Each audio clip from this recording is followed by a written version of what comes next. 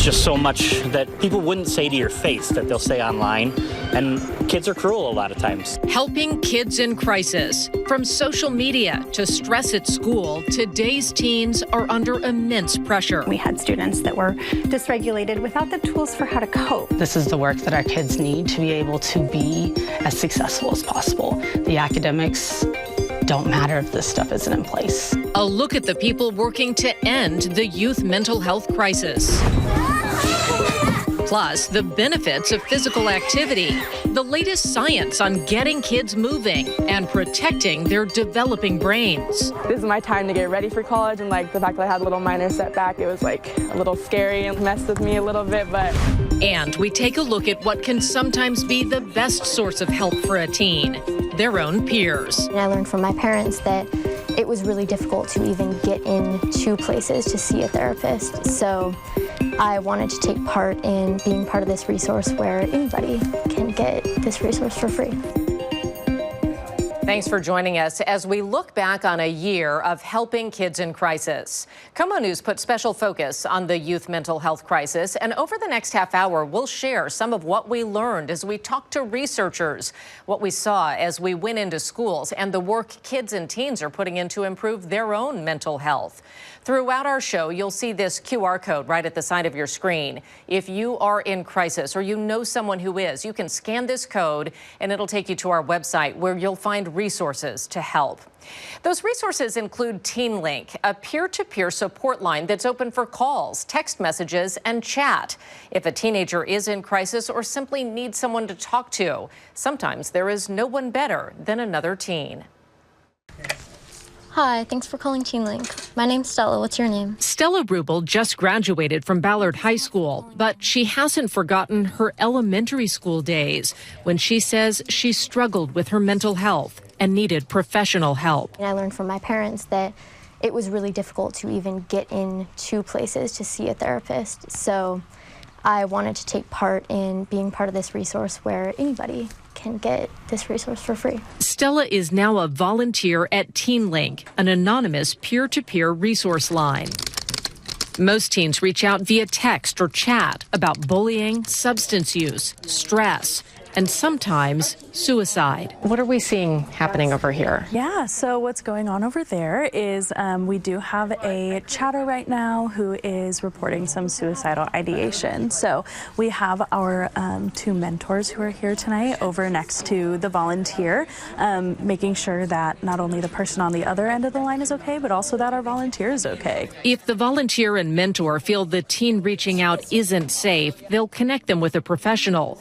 But initially, another teen might be the most comfortable person to talk to. Especially with even text lingo, things little small things like what abbreviations people use, or what maybe we'll start talking about coping mechanisms, and somebody really likes this new show and we know about it, and so we can kind of talk with them about it. TeenLink says just 10% of their conversations are about suicide. Most often, chatters just need a friendly ear. I think one of the things that's so important about our line is that we can hold space and hear and just be a space to listen and empathize with people. There's a motto here that no problem is too big or too small.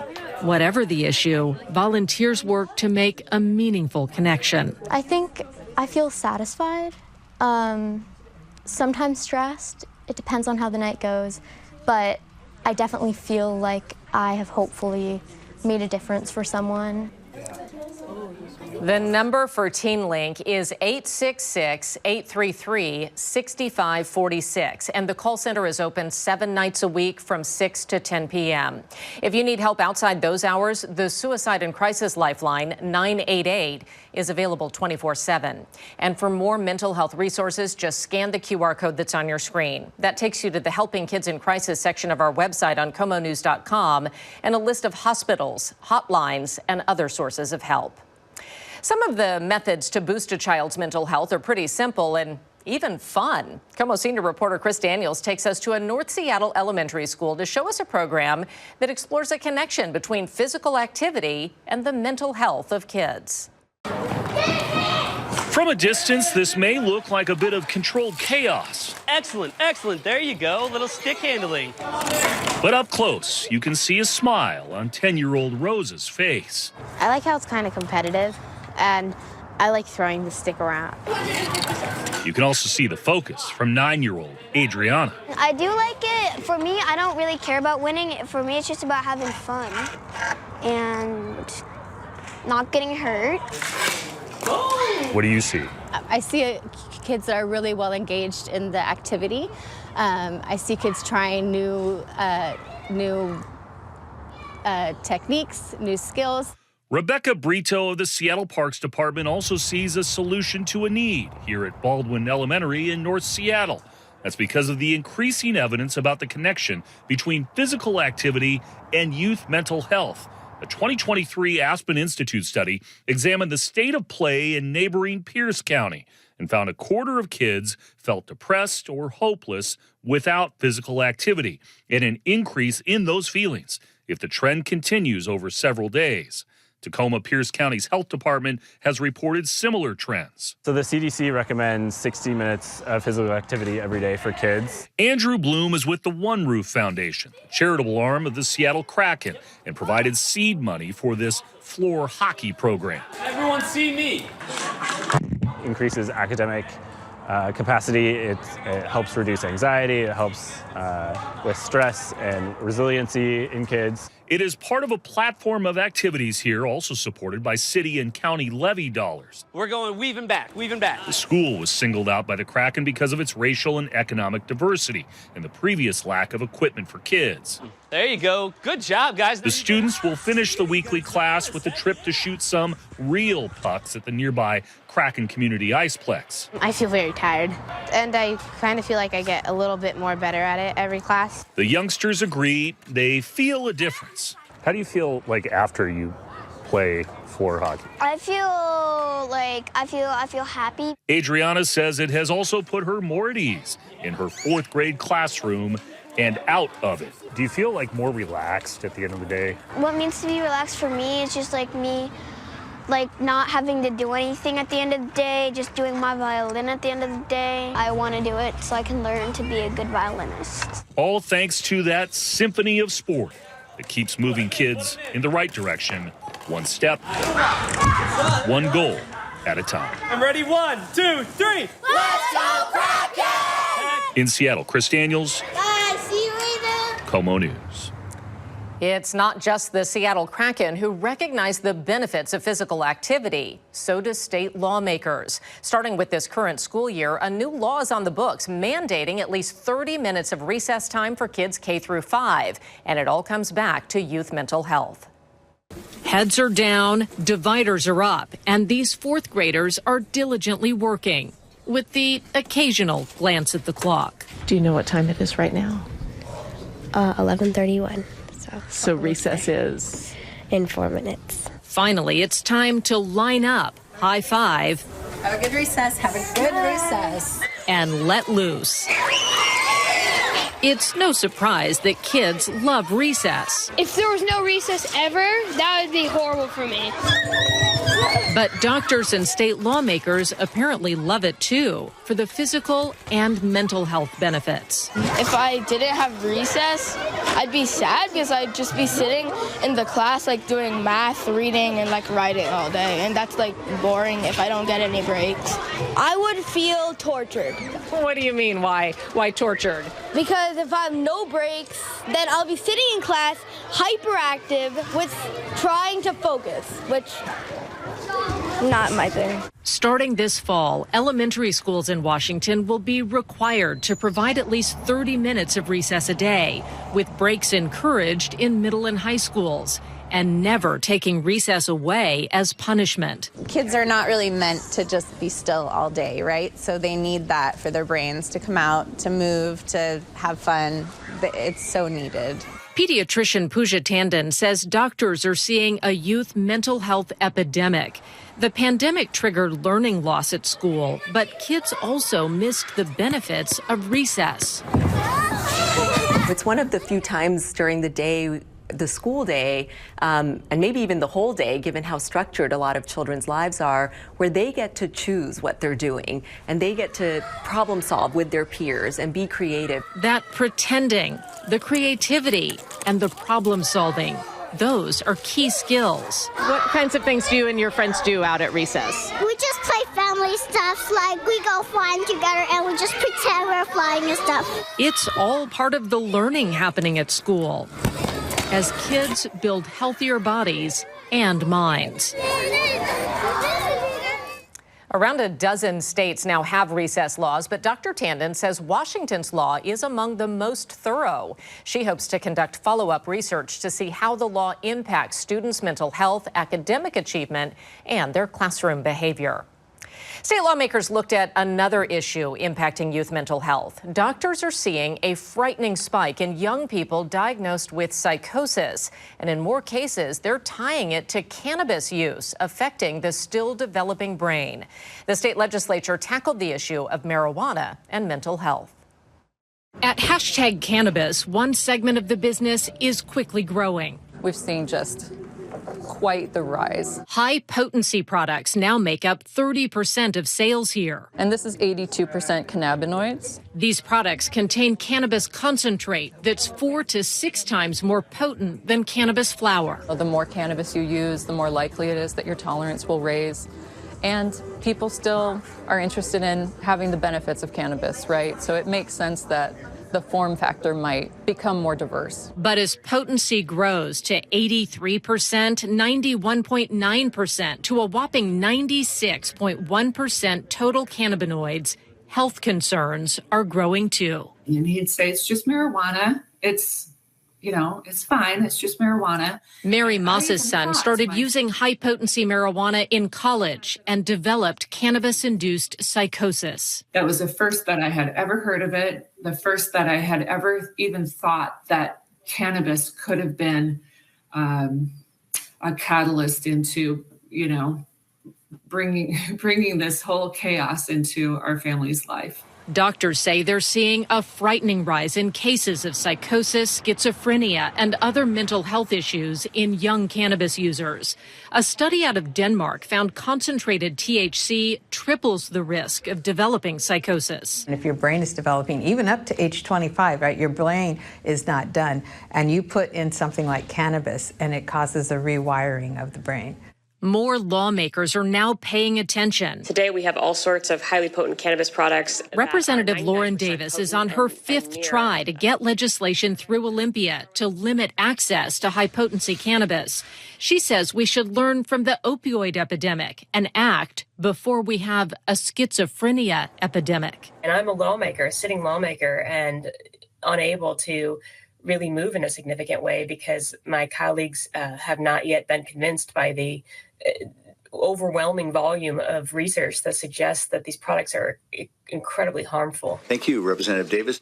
Her bill cleared the House, dramatically weakened. Gone are attempts to raise the age for purchase of high-potency products to 25. What's left focuses on education. Back at #Cannabis, this is the message to underage users. I would say, come see us on your 21st birthday, bring your ID, we'd be happy to serve you. And second of all, I would exercise such caution, so much caution, to the point of why risk your health? The work to protect and bolster mental health starts at an early age. At the elementary school level, there's a new emphasis on social and emotional learning. These skills can help promote positive mental health. We went to an elementary school classroom to see it in action. Good morning. How are you? Each morning, Lindsay Coffer's 4th graders choose a high five. Hi. How are you? Handshake. Handshake, hug, high five. Or hug. Good morning. It's a connection with their teacher the moment they walk in the door. And when she calls them over for their morning meeting, many are ready to talk. What brings you joy? when you are having a bad day? Playing with my dad on a football game.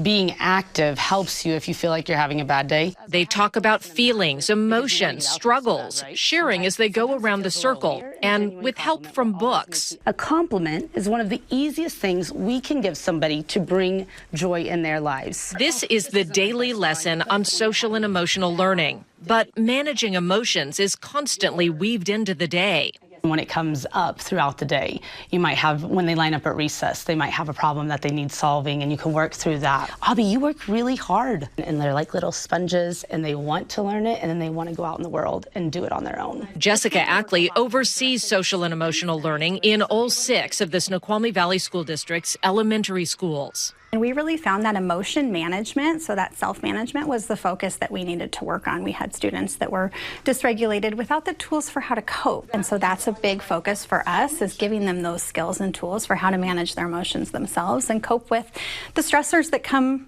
no matter what, right? A matter of years ago, Ackley's job coordinating these lessons and training teachers didn't even exist. But the state legislature recognized the need to bolster mental health, and curriculum like this is now encouraged and embraced. It's important work that we're doing, and I think that the academic and the core content that I teach every day is crucial. However, this is life-changing. This is the work that our kids need to be able to be as successful as possible. The academics don't matter if this stuff isn't in place. Nicely done. Coffer wants her students to learn, but she's most concerned with sending them out into the world with perseverance and compassion, mentally healthy and mentally strong. The U.S. Surgeon General says the issues facing young people today are unprecedented. And in a 2021 advisory on youth mental health, he called the effects devastating. More recently, he pointed to social media as one of those challenges, saying more than a third of teenagers use the sites almost constantly. We looked into those concerns and how to handle them. On a summer day at Seattle Center, we found a rarity. 2 14-year-old boys and an 11-year-old girl who have phones but are not on social media. And they say they're not missing out. Yes, a lot of my friends do have it, and a lot of them are like, hey, you should get this and that. I'm like, no, I'm good. Parker and his sister Courtney have YouTube channels, but their dad, who works in social media marketing, says that's it. And then as far as the rest of the social media, we're just waiting until we feel like they're responsible enough to handle the goods and the bads that come with it. But you worry about their mental health if they were on social media Absolutely. more? There's just so much that people wouldn't say to your face that they'll say online, and kids are cruel a lot of times. That cruelty can also be directed at themselves. This 15-year-old told us she would zero in on thin, pretty girls on TikTok. I used to do competitive dance, and I used to have an eating disorder. And that was because I saw other girls like that. And so I feel like it does really hurt me in my mental health. She's not alone in her struggles. There's online harassment, cyberbullying. There's risk of exposure to content that is not appropriate for the age. There's teasing and the negative comments that can come up that impact people. And then there's like this sense of, well, other people are doing it, so maybe I should too. Dr. Yolanda Evans suggests parents talk to their kids about what they see on social media, ask how it makes them feel, and set rules on how and when they use their devices, including having them turned off an hour before bedtime. Those tips aren't just for parents. As teens become more aware of hazards, some are figuring out how to self-manage the potential harm. I think it can be, but I try to be aware of it as much as possible. Like, I have timers that I set, so I'm like, okay, time to get off. I basically just didn't worry about other people. I beautied my own body, and I made myself feel more love. And I told myself every day I'm lovable and my body's perfect. Dr. Evans stressed social media isn't all bad. It can help teens find a sense of community, support, and connection, making social media a powerful tool with the ability to help and harm mental health. The American Academy of Pediatrics recently created an online database to share the latest research and help guide families through healthy social media use. You can find a link to their page on our website, KOMOnews.com. We also have other stories and resources on our Helping Kids in Crisis section of our website. Just scan the QR code that's on your screen and it'll take you right to it. Even with many resources out there, it can be hard to find help. The challenges can be even tougher in communities where English is a second language. KOMO senior reporter Chris Daniels takes us to Mount Vernon, where one group is trying to fill a void. What makes you feel the emotion love? Inside LaVenture Middle School, Jessica Solano is grinning ear to ear. I didn't know about counseling until I was in, I think it was 7th grade. The Skagit County native is now a mental and behavioral health specialist in the local Boys and Girls Clubs. Knowing that these kids have the knowledge and the opportunity to address their behaviors and their trauma at an early age is huge for me. She knows the need for kids like 6th grader Sochi. Like if I'm feeling those emotions again, of fear, sadness, anger, like I know what to do next rather than going home on a different day and not talking about emotions. Is that something you would talk about if you didn't have this opportunity here? Probably not. It is part of a coordinated effort within the Boys and Girls Clubs of Skagit County. Go ahead, tell us yours and show us yours. In a district with a designated dual language approach, in an age range where the pandemic created a void in key social and emotional development, and in a region where Jessica says the struggle for housing and services can weigh on one's mental health. Census Bureau data shows that in Skagit County, 20% of the population identifies as Hispanic, but that number is significantly higher in the school system. It's pretty high. I honestly think it's higher than that. Marco Rivera says 2/3 of the middle school is Hispanic. The number jumps to 84%. In his club classroom, 9 in 10 students are on free and reduced lunch. Knowing their background, knowing where they come from, and knowing what their culture is like, sometimes you have to take a different approach. And it helps, Rivera says, when talking about deeply personal topics at this age in any language. Your emotions and like how to overcome certain stuff that like happens in your life and like depression. Marco is also in 6th grade. Did you even know what depression was before you had an opportunity to talk about it here? Now that I'm here, I kind of know like now more what it means. I get a joy. Yeah.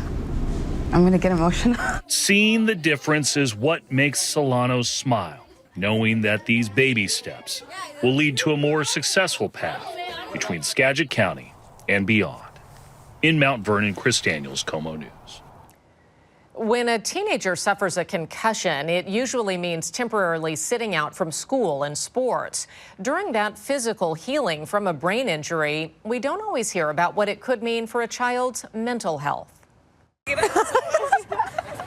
Jada Sparks is in her final season playing soccer with Pac Northwest. The high school senior fell in love with the game as a little girl and has taken just a few breaks. The first one I ever had was when I was about maybe 13. For concussion protocol. Her second concussion was around the age of 15. Her third and worst came earlier this year. I just remember hitting the ground super hard and trying to get up and like falling to the ground. And then actually I couldn't feel my body from my waist down. An ambulance took her from the field to the emergency room. She had a concussion and whiplash, but was otherwise okay. Good. Sparks missed a week of school and a month of soccer. Right there, right there, right there.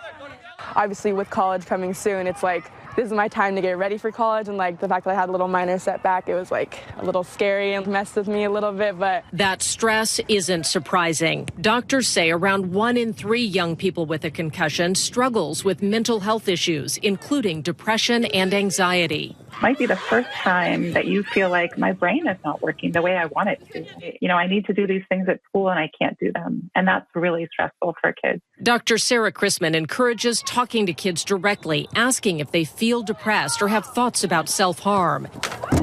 And she says to focus on prevention by making sure kids recovering from concussion aren't isolated. Can we make sure that kids stay engaged, that they get to still see their friends? They may not be able to go play football, but They could probably walk to the park and throw a ball. So thinking about what are the things they can do.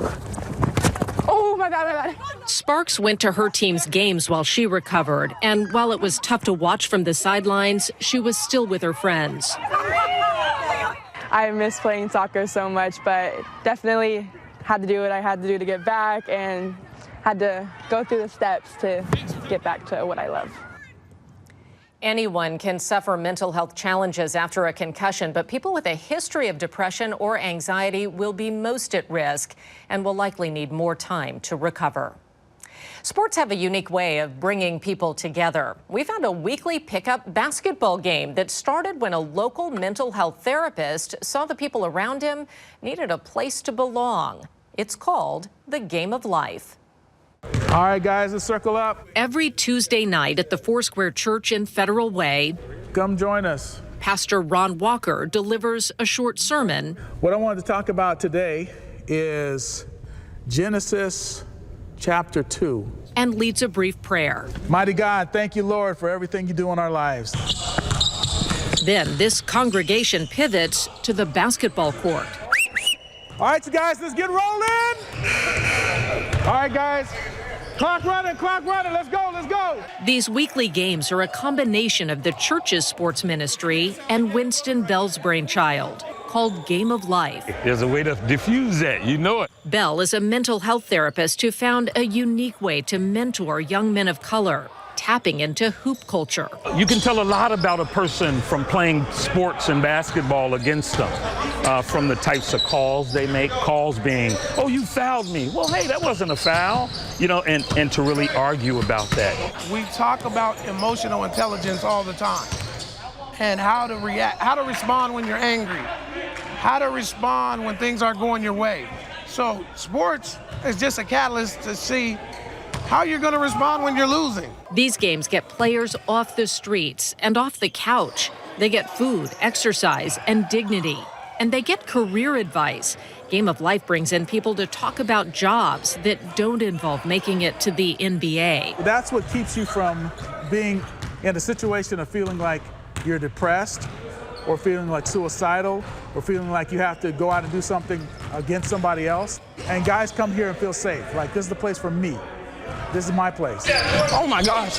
It is Isaiah Ritchie's place. Like, I feel safe here, and then like I come here after like work, so like I have time for myself. Like I get a mental break. It's Kofi Payton's place. You never know what people are got going on, and I feel like this gym's kind of like a safe place for everybody to come together and kind of be themselves. And it's becoming 14-year-old Jose Corona's place. Right now, he's not here by choice. It was kind of like a little altercation at school that happened, which led to court, and it was court-ordered that I had to go here for community service. Bell works with King County Juvenile Court Services to get kids on the right path. We do a lot of mental health counseling on the court. I'm able to diffuse some of the violence and actually work it out. And because they really value what we have here, they're willing to let it happen. Good to see you, man. Bell says basketball transcends life's conflicts. It engages the disengaged. This church sports court is itself a sanctuary. Hey, stay there. I got here. A place where these young men learn how to handle so much more than the ball. As we leave you, a note of hope. A recent survey of teens found slight improvements in the mental health of high school students, with fewer reported feeling depressed. We also saw the first decline in a decade in the teen suicide rate. These are small but significant changes. Still, as long as youth mental health is a public health crisis, as it is right now, we'll keep looking for solutions and highlighting the people working towards change. It is on all of us to continue helping kids in crisis. I'm Molly Shen. Thanks for joining us.